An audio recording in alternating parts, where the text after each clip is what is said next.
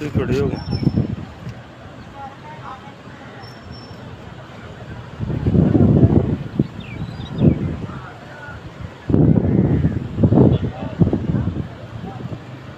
पानी वाधा पे